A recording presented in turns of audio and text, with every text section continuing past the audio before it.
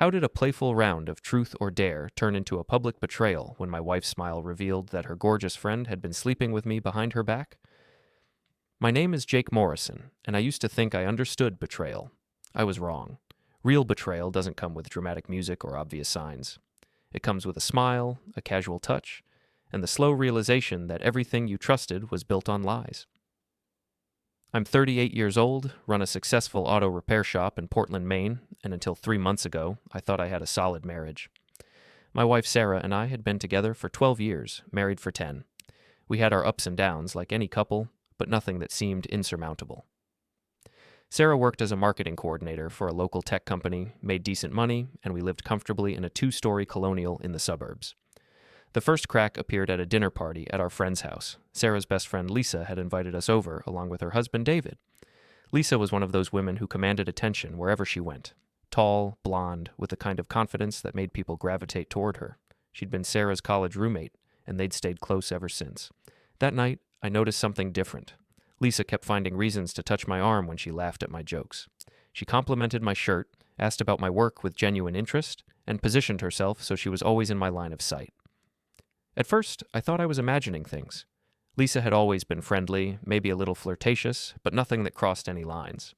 Sarah seemed oblivious, chatting with David about some Netflix series they were both watching. But as the evening wore on, I caught Lisa staring at me when she thought no one was looking. When our eyes met, she didn't look away. She smiled. "Jake, you should really consider expanding your shop," she said during dessert, leaning forward so her hand almost touched mine on the table. "A man with your skills could make a fortune in this market." Sarah glanced up from her conversation. "Lisa's right. You're always saying you could handle more customers." "Maybe," I said, pulling my hand back slightly. "It's a big investment, though." "Well, if you ever need someone to look over the business plan, I'd be happy to help," Lisa offered. "I have some experience with small business financing." David raised an eyebrow. "Since when do you know about business financing?" Lisa's smile tightened for just a second. "I've been reading up on it. Learning new things keeps life interesting." The conversation moved on, but I couldn't shake the feeling that something had shifted. Lisa's attention felt too focused, too deliberate.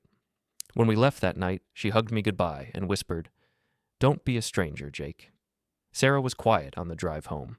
I thought she might have noticed Lisa's behavior, but when I glanced at her, she was staring out the window with a strange expression. "Everything okay?" I asked. "Just tired," she said.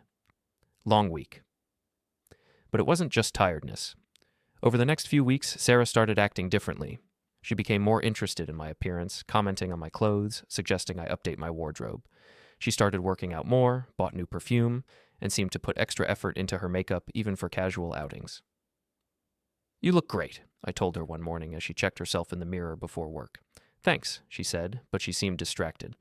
"I'm meeting Lisa for lunch today. She wants to talk about planning a surprise party for David's birthday." Lisa again. It seemed like every conversation lately involved Lisa somehow. Sarah would mention things Lisa had said, places Lisa wanted to go, ideas Lisa had suggested. It was like Lisa had become the third person in our marriage. The second crack came 2 weeks later at a barbecue at our house. We'd invited our usual group, Lisa and David, our neighbors Tom and Jennifer, and a few other couples from the neighborhood. I was manning the grill when Lisa approached with a beer for me. "Thought you might be thirsty," she said, standing closer than necessary. "Thanks." I accepted the beer but took a step back. "How's the job search going?" Lisa had mentioned she was looking for something new. "Slow, but I'm not worried. Good things come to those who wait, right?" She glanced toward Sarah, who was laughing with Jennifer near the patio table. "Sarah's lucky to have you, Jake. You're the kind of man who really takes care of his woman." There was something in the way she said it that made me uncomfortable. "We take care of each other." "Of course," Lisa smiled.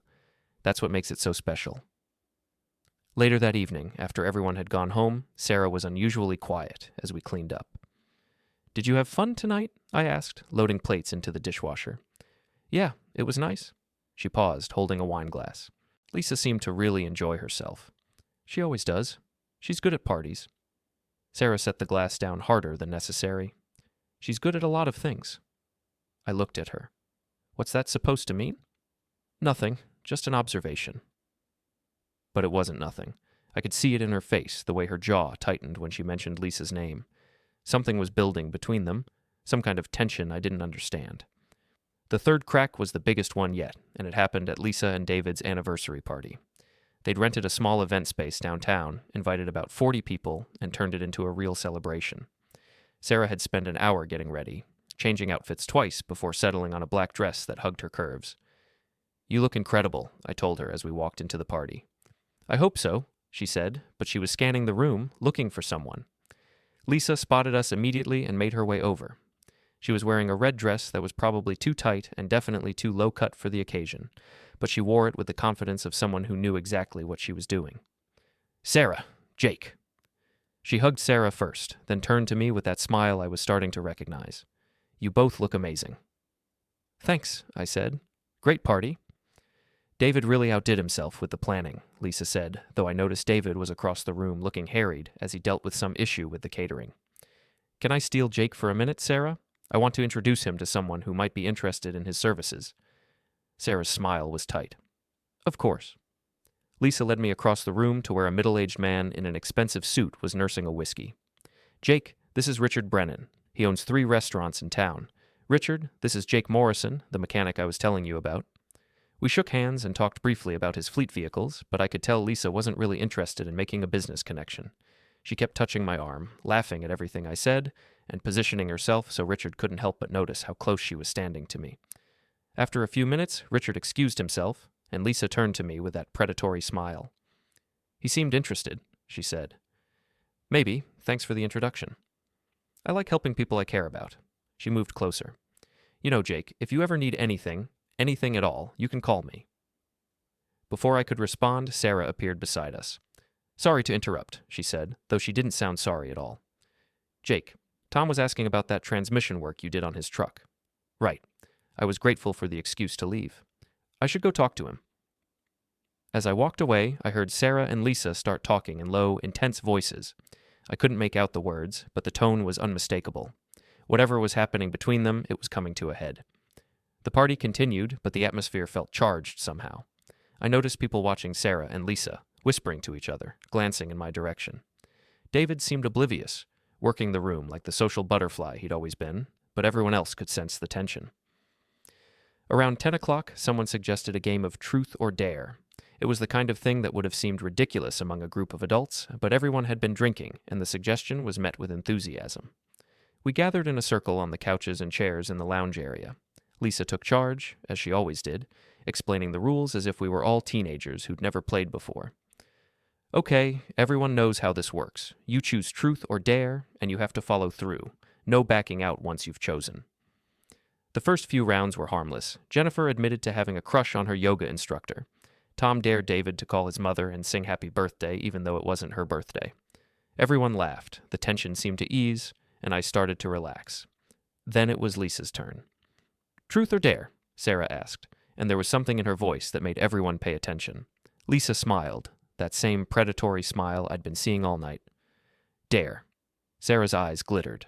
"I dare you to kiss the person in this room you find most attractive." The room went silent. You could feel everyone holding their breath, waiting to see what Lisa would do. David was sitting right next to her, the obvious choice, the safe choice. Lisa stood up slowly, smoothing down her red dress. She looked around the circle, making eye contact with each person as if she was seriously considering her options. Then her gaze landed on me and stayed there. "Well," she said, loud enough for everyone to hear, "I've always believed in being honest." She walked across the circle, her heels clicking on the hardwood floor. I started to stand up, to back away, but she was already there, already reaching for my face with both hands. "Lisa, what are you—" She kissed me. Not a quick peck, not a friendly gesture, but a real kiss. Her lips were soft and tasted like wine, and for a second I was too shocked to react. Then I heard Sarah's sharp intake of breath and pushed Lisa away. "What the hell?" I said, wiping my mouth. The room erupted. Someone laughed nervously. Someone else gasped. David shot to his feet, his face red with anger and embarrassment. Sarah stood up too, her hands clenched into fists. "What are you doing?" she snapped at Lisa. "You could have picked truth." Lisa wiped her mouth slowly, deliberately, and tilted her head with that same smile. "Truth?" she said, loud enough for everyone to hear. "Okay, here's the truth." She paused, looking around the room to make sure she had everyone's attention. "The truth is, Jake deserves to know that his wife has been sleeping with my husband behind his back, in my bed, in my house. The silence that followed Lisa's words was deafening. It felt like the entire room had stopped breathing, like time itself had frozen around her accusation. I could hear my own heartbeat pounding in my ears as I tried to process what she'd just said. Sarah's face went through a rapid transformation, from anger to shock to something that looked like panic. Her mouth opened and closed without sound, like she was trying to find words that wouldn't come. David's face had gone pale. "Lisa, what the hell are you talking about?" But Lisa wasn't looking at David. She was looking at me, and in her eyes I saw something I'd missed before. Not desire, not flirtation, but cold, calculated fury. "Tell him, Sarah," Lisa said, her voice steady and clear. "Tell your husband about all those lunch meetings that ran so long. Tell him about the business trips that weren't really business trips. Tell him about last Tuesday when you thought I was at my mother's house." I turned to look at Sarah, waiting for her to deny it, to call Lisa crazy, to explain that this was all some kind of misunderstanding. But Sarah's face told me everything I needed to know. The color had drained from her cheeks, and her eyes darted between Lisa and me like a trapped animal looking for an escape route. "Sarah?" My voice sounded strange to my own ears, hollow and distant.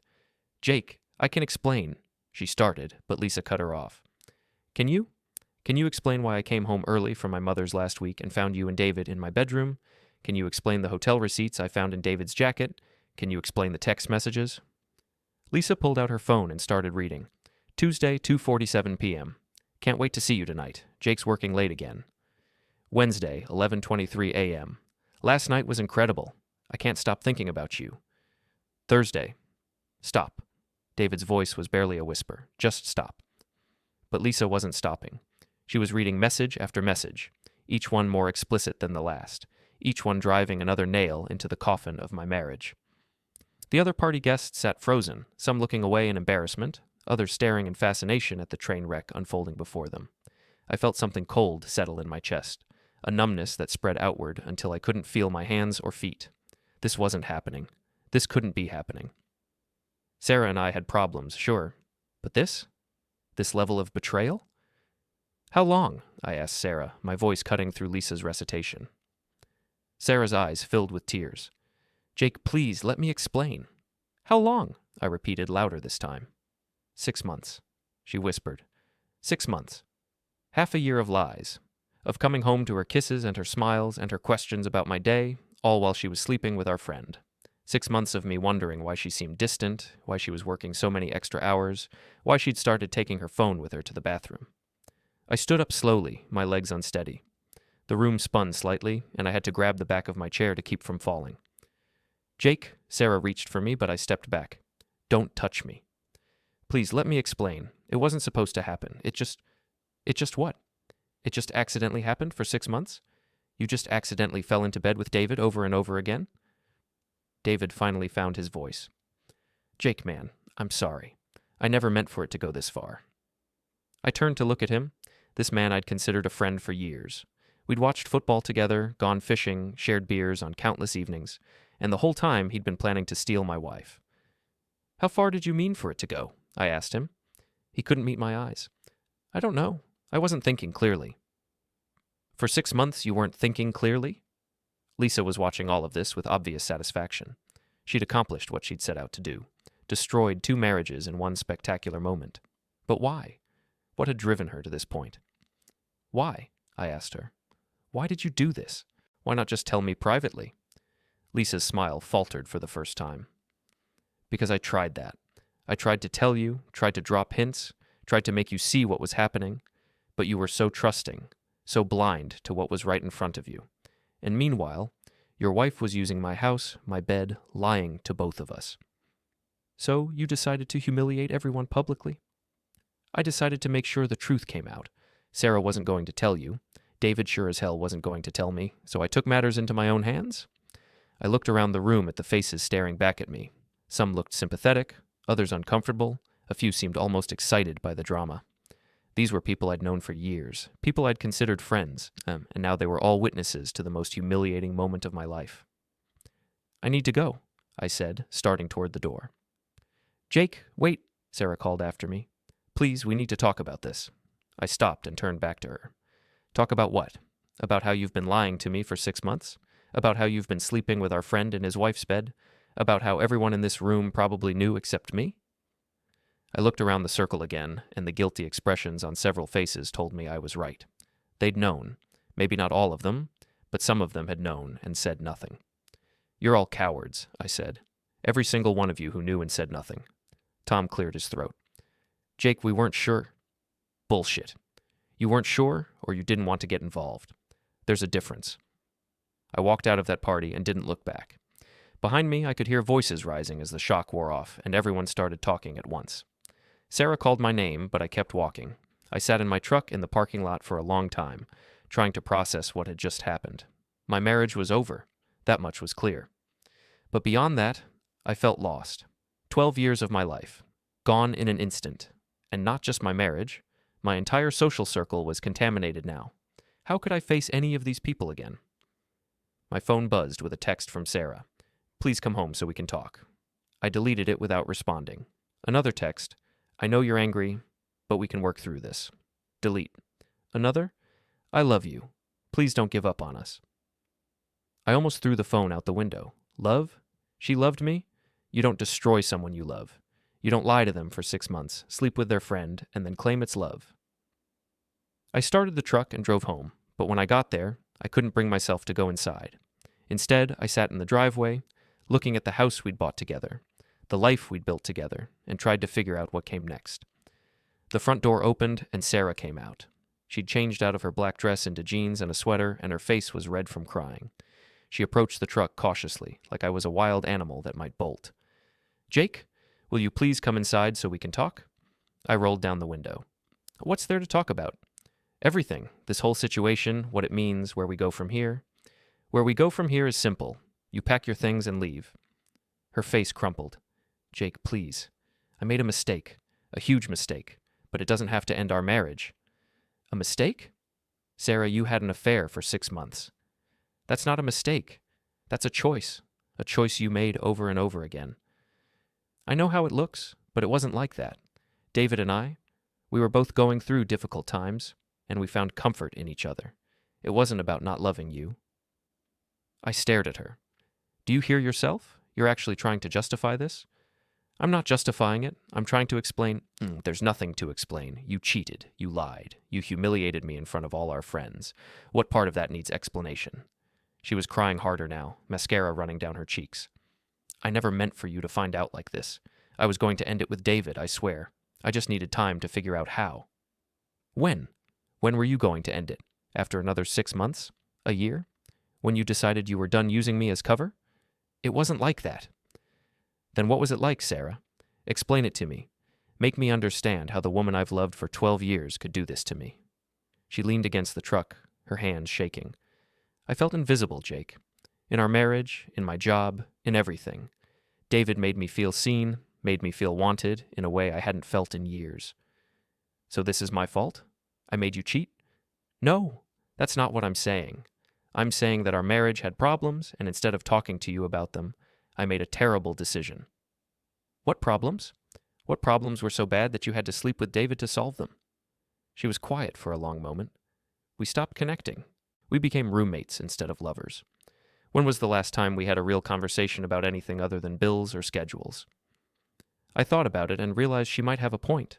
We had fallen into a routine, taking each other for granted, but that didn't excuse what she'd done. "So you decided to connect with David instead of talking to me about it?" "I didn't plan it, Jake. It just happened." "Stop saying that. Nothing just happens for 6 months. You made a choice every single time you met him, every time you lied to me about where you were going, every time you came home and pretended everything was normal." She didn't have an answer for that. I put the truck in reverse. "I'm going to a hotel tonight. I want you gone when I come back tomorrow." "Jake, please." But I was already backing out of the driveway, leaving her standing there in the dark, still crying. I spent that night at a Hampton Inn near the highway, staring at the ceiling and trying to make sense of my life. Every time I closed my eyes, I saw Lisa's satisfied smile as she dropped her bomb, or Sarah's guilty face when the truth came out, or David's pathetic attempt to apologize. My phone buzzed constantly with texts and calls. Sarah, of course, but also several people from the party. Tom wanted to check on me. Jennifer sent a long message about how sorry she was and how she'd suspected something but wasn't sure. Even David had the nerve to call, though I let it go to voicemail. I listened to his message once. Jake, man, I know you probably don't want to hear from me, but I need you to know how sorry I am. I never meant for any of this to happen. Sarah and I, we were both in a bad place, and we made a mistake. I know that doesn't excuse anything, but I wanted you to know that it wasn't about you. You're a good man, and you didn't deserve this.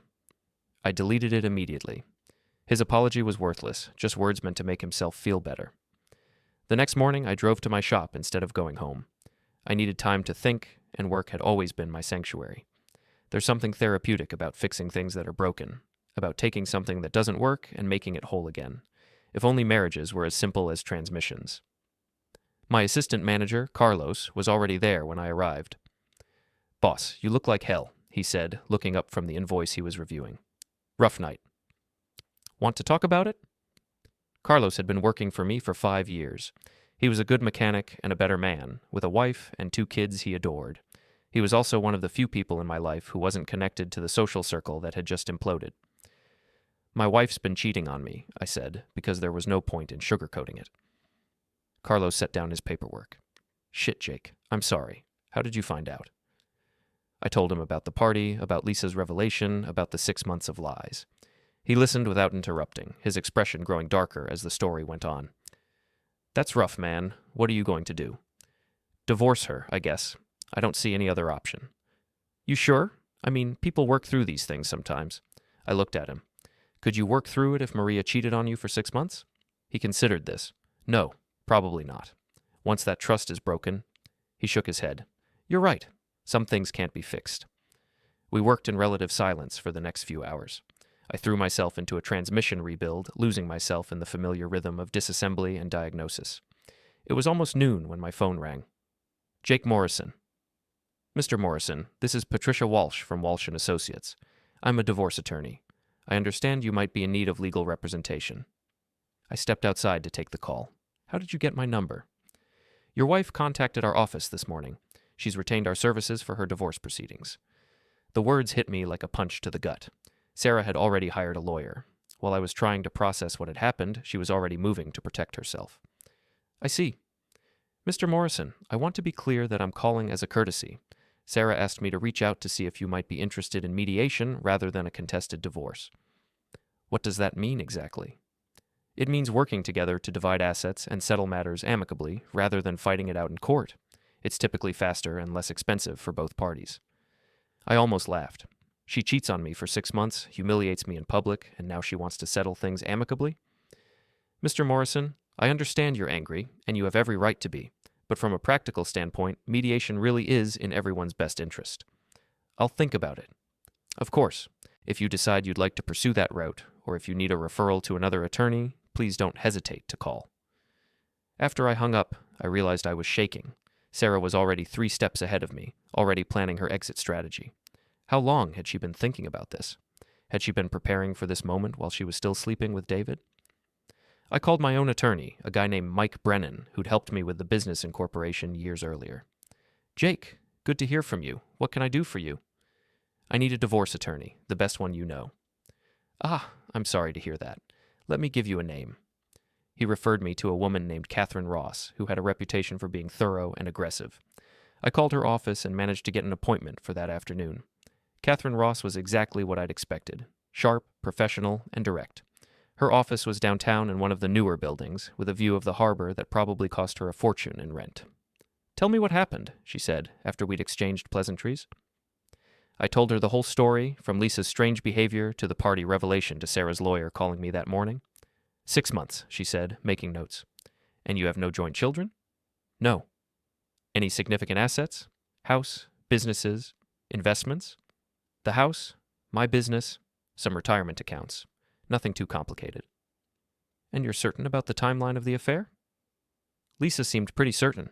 She had text messages. Catherine nodded. In Maine, adultery can be grounds for divorce, and it can affect the division of assets in some cases. The fact that your wife has already retained counsel suggests she's been thinking about this for a while. That's what I was afraid of. Mr. Morrison, I'm going to be direct with you. Divorce is an emotional process, and it's easy to make decisions based on anger that you'll regret later. My job is to protect your interests, but I also want to make sure you're thinking clearly about what you want to accomplish. I want out of this marriage, and I want to make sure she doesn't take me to the cleaners. Fair enough. Let me ask you this. Do you want to pursue a contested divorce where we fight over every detail, or would you prefer to try to negotiate a settlement? What's the difference? Time, money, and emotional toll. A contested divorce can take years and cost tens of thousands of dollars. A negotiated settlement can be done in a few months for a fraction of the cost. I thought about it. What would a settlement look like? That depends on what you're both willing to accept. Typically, we'd look at dividing assets roughly equally with some adjustment for the adultery. You'd keep your business, she'd probably get a portion of the house equity and retirement accounts. And if we fight it out? Then we go to court, air all the dirty laundry in public, and let a judge decide. You might get a better financial outcome or you might not, but you'll definitely spend a lot more money and time getting there. I left her office with a retainer agreement and a lot to think about. Part of me wanted to fight, wanted to make Sarah pay for what she'd done. But the practical side of me recognized that a long, drawn-out battle would only make everything worse. When I finally went home that evening, Sarah's car was gone. I found a note on the kitchen counter. I'm staying at my sister's for a few days to give you space. I've taken some clothes and personal items. We need to talk soon about how to handle this. I'm sorry, Jake. I know that doesn't fix anything, but I am truly sorry. The house felt strange without her presence. We'd lived there for 8 years, and suddenly it felt too big, too quiet. I walked through the rooms, noticing things I'd never paid attention to before. The photos on the walls showing our life together, vacations, holidays, anniversaries. The coffee mug she always used sitting in the dish drainer, her book on the nightstand, bookmarked halfway through. It was like walking through a museum of a life that no longer existed. I poured myself a beer and sat on the back deck, looking out at the yard we'd landscaped together. The garden Sarah had planted last spring was still blooming, bright flowers that would continue growing even though our marriage was dead. My phone buzzed with a text from an unknown number. Jake, this is Lisa. I know you're probably angry with me, but I want you to know I didn't enjoy what happened tonight. I just couldn't watch you being made a fool of anymore. You deserve to know the truth. I stared at the message for a long time before responding. How long have you known? Her response came quickly. I suspected for about 2 months, but I only had proof for the last few weeks. I found them together in my house when I came back early from my mother's. Why didn't you tell me privately? I tried to hint at it, but you didn't pick up on it, and honestly, I wasn't sure you'd believe me without proof. Sarah's very good at making people believe what she wants them to believe. That was true. Sarah had always been persuasive, good at managing situations and people. It's what made her successful in marketing. What about David? I texted back. I told him I want a divorce. He's begging me to reconsider, but I can't get past the betrayal. Some things can't be forgiven. I understood that feeling. I'm sorry you got caught up in this, I typed. I'm sorry too. For all of us. I put the phone away and finished my beer in silence. Tomorrow, I'd have to start rebuilding my life. Tonight, I just wanted to sit in the ruins of the old one and try to figure out how everything had gone so wrong. The news of Sarah's affair spread through our social circle like wildfire. By Monday morning, I was getting calls and texts from people I hadn't heard from in months, all wanting to know if the rumors were true. Some were genuinely concerned about me, others were clearly just fishing for gossip. The worst part was realizing how many people had known or suspected something and never said anything. Jennifer admitted that she'd seen Sarah and David having lunch together several times at restaurants across town. Tom confessed that David had been acting weird for months, secretive about his whereabouts and defensive when asked about his plans. We thought about saying something, Jennifer told me when she called Monday evening, but we weren't sure, and we didn't want to cause problems if we were wrong. So you decided to let me be the fool instead? Jake, that's not fair. We didn't know for certain. You knew enough to be suspicious. That should have been enough to give me a heads up. The conversation ended awkwardly, and I realized that my friendship with Tom and Jennifer was probably over. How could I trust people who'd watched me being betrayed and said nothing? It got worse from there. Our friend group was splitting into camps, those who sided with me, those who sided with Sarah, and those who wanted to stay neutral and maintain friendships with everyone. The neutral ones were almost worse than Sarah's supporters, because at least her supporters were honest about where they stood. Mark and Susan Chen invited me to dinner on Tuesday night. I'd known them for years through Sarah's work connections, and I thought they were reaching out to show support. I was wrong. We're really sorry about what happened, Susan said as we sat down to eat. It must have been awful finding out that way. It was. But Jake, Mark jumped in, we hope you'll consider trying to work things out with Sarah. Marriage is hard, and sometimes people make mistakes. I put down my fork. Mistakes? Mark, she had an affair for 6 months. That's not a mistake. That's a pattern of deception. We understand you're hurt, Susan said, but Sarah's been our friend for a long time too, and we know she loves you. She's devastated by all this. She's devastated? She's the one who caused it? People are complicated, Jake. Sometimes they do things that don't make sense, even to themselves. I realized they were trying to play peacemaker, to convince me to forgive Sarah so their social circle could go back to normal. They didn't care about me or what I'd been through. They just wanted to avoid the awkwardness of having to choose sides. Are you seriously asking me to take back a cheating wife so you don't have to deal with uncomfortable dinner parties? Mark's face reddened. That's not what we're saying. That's exactly what you're saying. You want me to forgive and forget so you can all pretend this never happened. Jake, you're being unreasonable, Susan said. Sarah made a mistake, but she's not a bad person. You've been together for 12 years. Doesn't that count for something? I stood up. You know what counts for something? Loyalty, trust, honesty, things Sarah apparently forgot about. I left without finishing dinner, and I never heard from Mark and Susan again. Good riddance. The friend purge continued throughout the week. People I'd considered close friends revealed themselves to be fair weather allies who'd rather maintain the status quo than stand up for what was right. By Friday, my social circle had shrunk to almost nothing. The one exception was my buddy Rick from high school. We'd stayed in touch over the years, but hadn't been part of the same social group. When he heard what happened, he called immediately. Jesus, Jake, I'm sorry. What a clusterfuck. That's one way to put it. You need to get out of your head, man. Come out with me Friday night. We'll hit some bars, remind you that there's life after marriage. I wasn't really in the mood to go out, but sitting at home feeling sorry for myself wasn't helping either. All right, but I'm not looking to pick up women or anything. I'm not talking about picking up women. I'm talking about having a few beers and remembering who you were before all this shit went down. Rick picked me up Friday night in his Jeep, music blasting, grinning like we were still teenagers sneaking out of our parents' houses. Where are we going? I asked. O'Malley's. Remember that place? I did remember. It was a dive bar downtown where we used to go after high school football games. I hadn't been there in years. The place hadn't changed much. Still dark, still loud, still full of people who looked like they had rather be anywhere else. We found a table in the back and ordered beers. So, Rick said after we'd settled in, tell me about this Lisa woman. She sounds like a real piece of work. She is. But in a weird way, I'm grateful to her.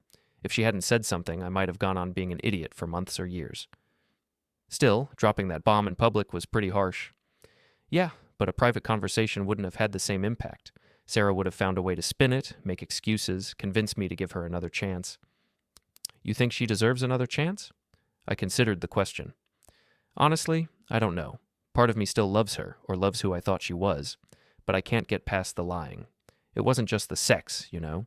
It was 6 months of looking me in the eye and pretending everything was fine. That's the worst part, Rick agreed. The deception. If she'd come to you and said she was unhappy, wanted to separate, at least that would have been honest. Instead, she wanted to have her cake and eat it too, keep me around for security while she got her excitement somewhere else. We drank in silence for a while, watching the other patrons. There was a group of women at the bar who kept looking in our direction, but I wasn't interested. The idea of starting over with someone new felt exhausting. You know what pisses me off the most? I said eventually. What? The way everyone expects me to just get over it. Like it's some minor disagreement we can work through with counseling and good intentions. People don't want to deal with messy situations. It's easier to pretend everything's fine. Exactly. And meanwhile, Sarah's playing the victim, telling everyone how sorry she is and how much she wants to save our marriage. Rick raised his beer. To friends who tell you the truth, even when it hurts. And to friends who don't try to talk you into forgiving the unforgivable. We clinked bottles, and for the first time in a week, I felt a little bit normal. Around 11, we were getting ready to leave when I saw a familiar face across the bar. David was sitting alone at a corner table, nursing what looked like his 4th or 5th whiskey. He looked terrible. Unshaven, wrinkled clothes, the kind of disheveled that comes from not caring anymore. Is that him? Rick asked, following my gaze. Yeah. Want to leave? I thought about it. Part of me wanted to confront him, to ask him how he could betray a friendship like that. But another part of me just felt sorry for him. He looked as miserable as I felt. No, I said. Let's go say hello. Rick looked at me like I was crazy, but he followed me across the bar. David looked up as we approached, and his face went through a series of expressions: surprise, fear, resignation. "Jake," he said quietly. "David." "I didn't expect to see you here." I could say the same thing. He gestured to the empty chair across from him. "Want to sit? I owe you an explanation."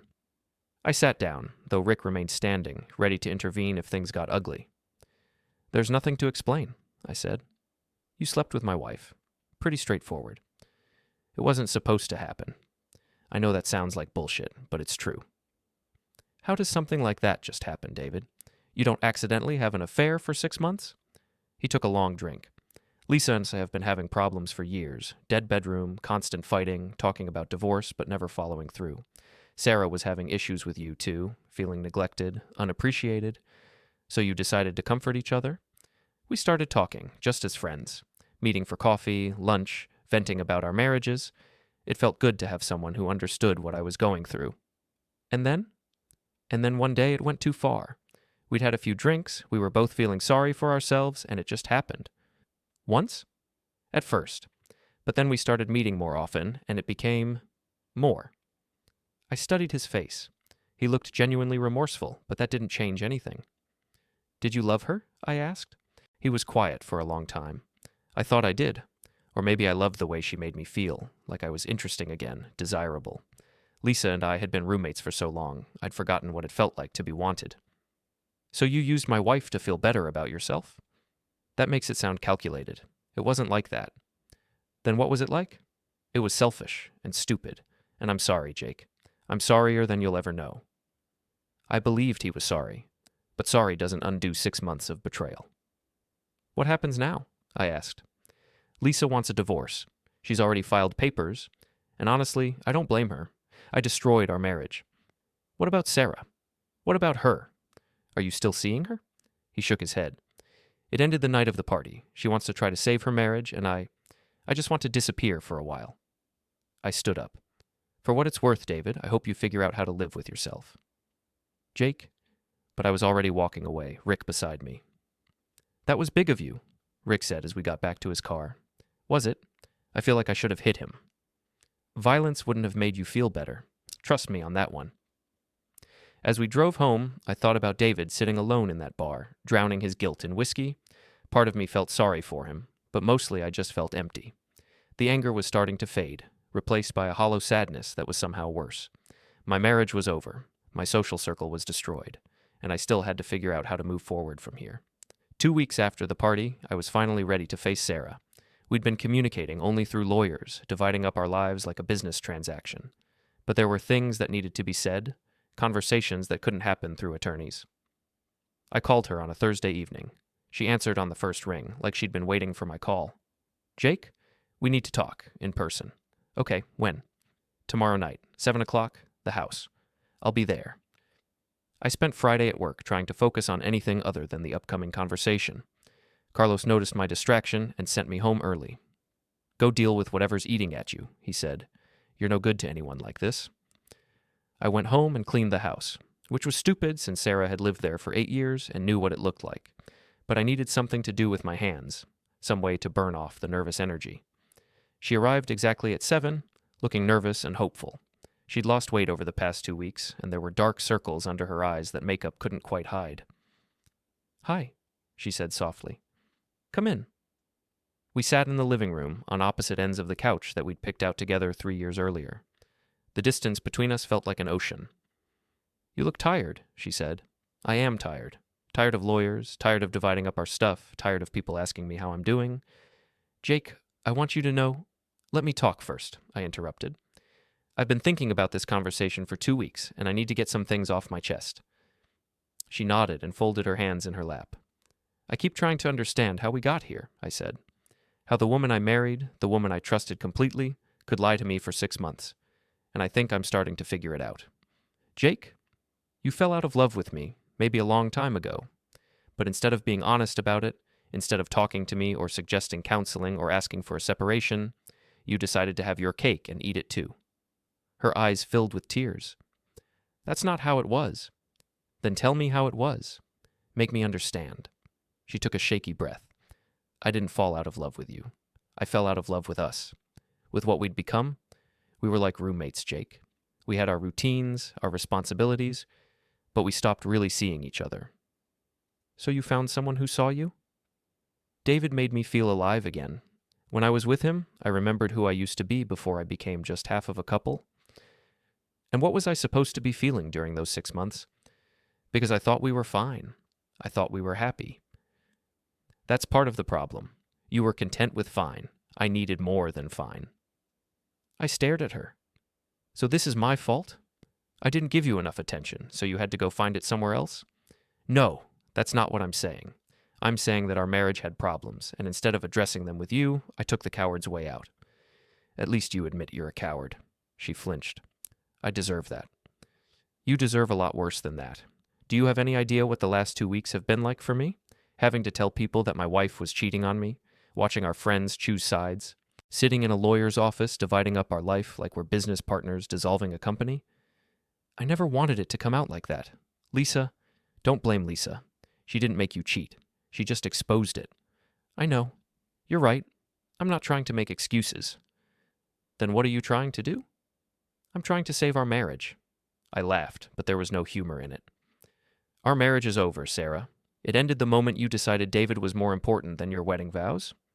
It doesn't have to be over. People work through these things. We could go to counseling, take time to rebuild trust. Trust? I stood up and started pacing. Sarah, you looked me in the eye every single day for 6 months and lied to me. You came home from being with him and kissed me hello. You asked me about my day while you were planning your next rendezvous.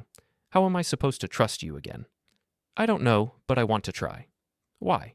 Why do you want to save this marriage? Because you love me or because you're scared of being alone? She was quiet for a long time. Both, maybe. At least you're honest about that. Oh, Jake, I know I hurt you. I know I betrayed your trust in the worst possible way. But we had 12 good years together. Doesn't that count for something? It counted for everything. That's what makes this so devastating. You threw away 12 years for what? Excitement, validation, a few hours of feeling alive? It wasn't just a few hours. David and I, we connected on a level that... Stop. I held up my hand. I don't want to hear about your connection with David. I don't want to know what you talked about or how he made you feel or any of the details of your affair. I'm just trying to help you understand. I understand perfectly. You were bored with our marriage, so you found someone more exciting. End of story. That's not fair? Fair? You want to talk about fair? Was it fair to make me look like an idiot in front of all our friends?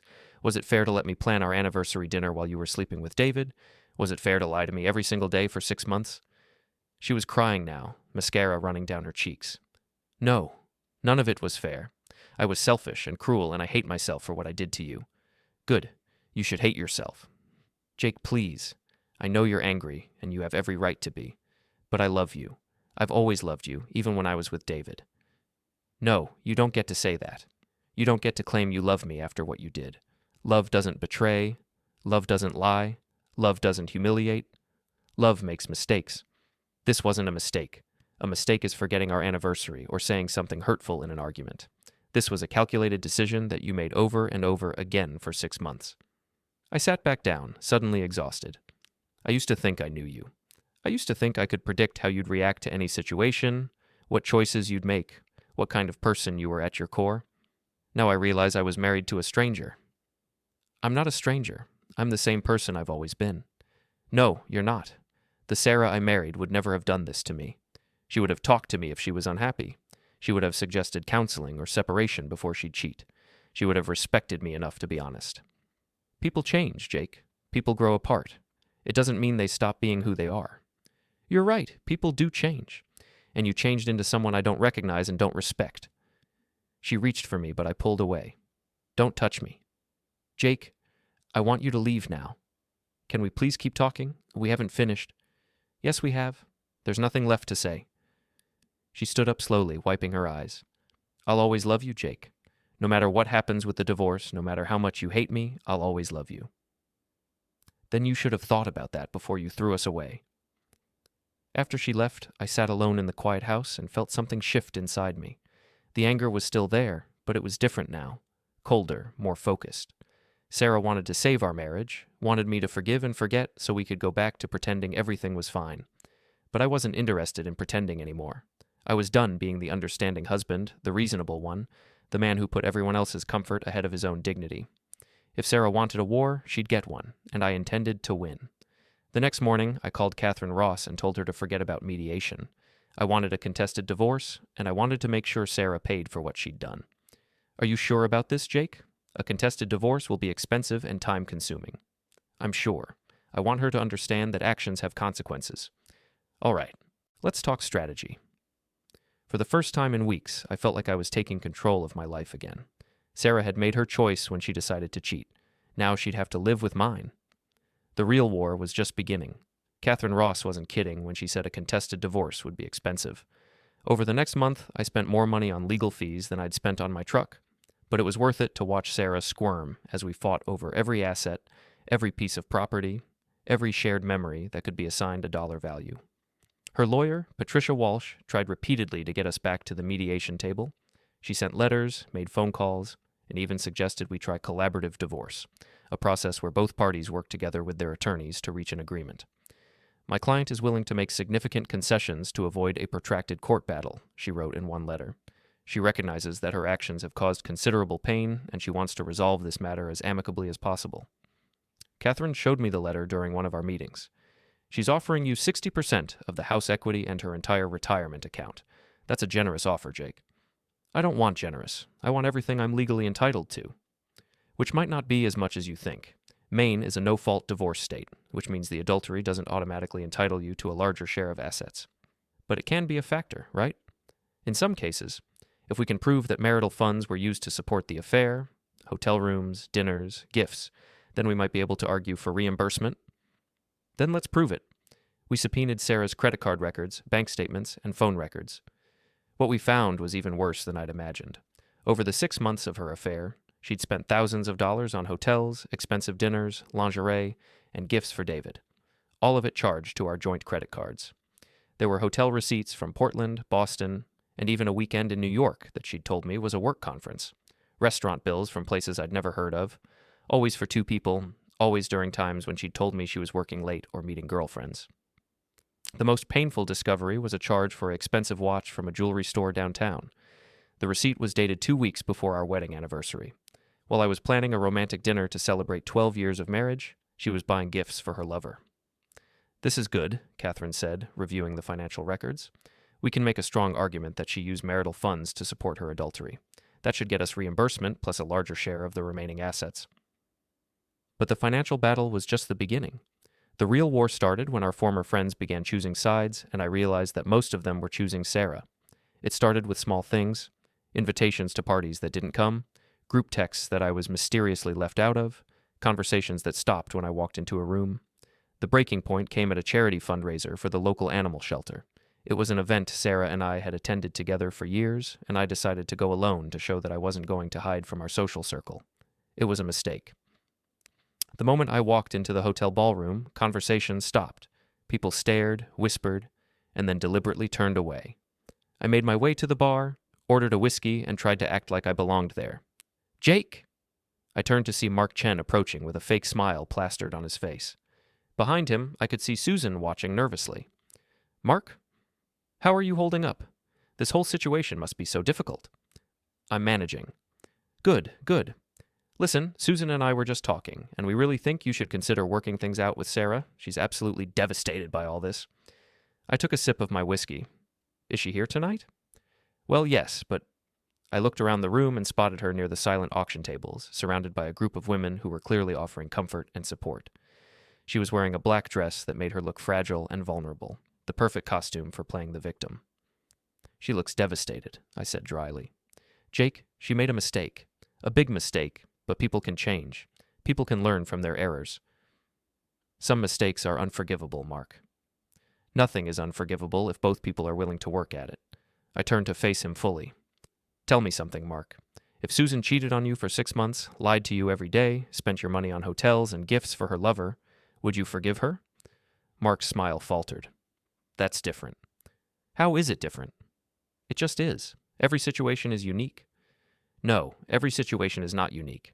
Either you believe in marriage vows or you don't. Either you think adultery is a deal breaker or you don't. There's no middle ground here. You're being very black and white about something that's actually quite gray.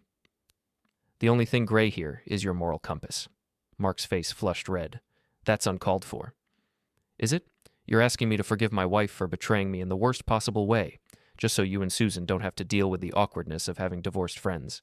That's pretty morally gray to me. We're trying to help. You're trying to help yourselves.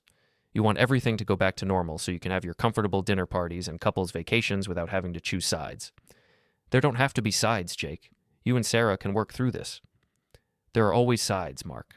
The question is which side you choose, and you've made your choice pretty clear. I walked away before he could respond, but the damage was done. Word of our confrontation spread through the party like wildfire. By the time I left an hour later, I was persona non grata, the angry, unreasonable ex-husband who couldn't let go of his grudges. The social exile was swift and complete. Within a week, I was uninvited from a birthday party I'd been planning to attend. A golf outing I'd been looking forward to was suddenly full. The book club that Sarah and I had belonged to for 3 years sent me a polite email explaining that they thought it would be best for everyone if I took a break from the group. The message was clear: forgive your wife or lose your friends. Since I wasn't willing to do the former, I was stuck with the latter. The worst part was listening to people explain their decisions. Jennifer called me one evening, ostensibly to check on me, but really to justify why she and Tom were staying friends with Sarah.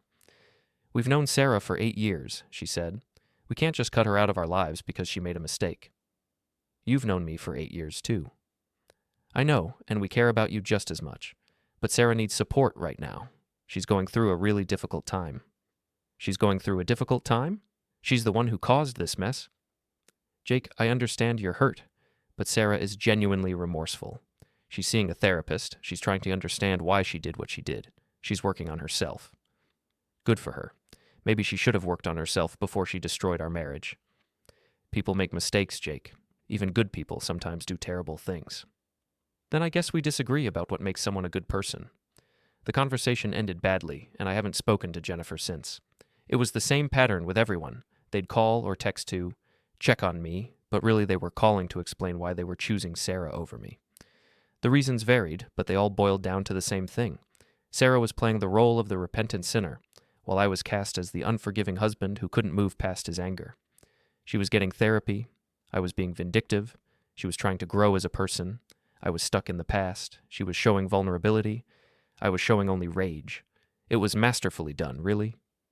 Sarah had always been good at managing people's perceptions, and she was using those skills to rehabilitate her image while destroying mine. But I wasn't going to make it easy for her. If she wanted to play the victim, I'd give her something to really be victimized by. If she wanted to paint me as the villain, I'd show her what a real villain looked like. The gloves were coming off, and I was done playing nice. The next phase of my war with Sarah was about to begin, and this time, I wasn't going to be the reasonable one. This time, I was going to win.